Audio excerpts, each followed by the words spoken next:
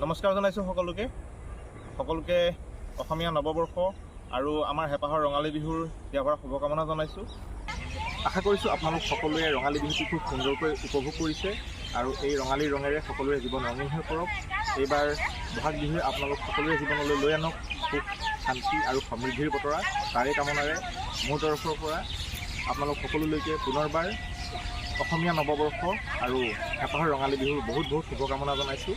আজি মই উপস্থিত আছোঁ ঐতিহাসিক শিৱসাগৰ জিলাত।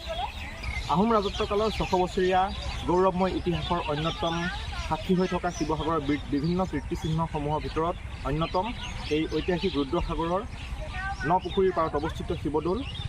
সেই সময়ত স্বৰ্গদেউ লক্ষ্মীসিংহই প্ৰতিষ্ঠা কৰা এক অন্যতম সাক্ষী গৌৰৱময় আহোম ৰাজত্বকালৰ ইতিহাসৰ এই স্থানতে উপস্থিত হৈ আজি বহাগৰ প্ৰথম দিনটোত আপোনালোকলৈ বুলি সম্বোধন কৰি মোৰ চেনেলটোৰ পৰা সৰুকৈ এটা ভিডিঅ' কৰিলোঁ আৰু আপোনালোকলৈ হেঁপাহৰ ৰঙালী বিহুৰ পুনৰবাৰ শুভকামনা জনালোঁ।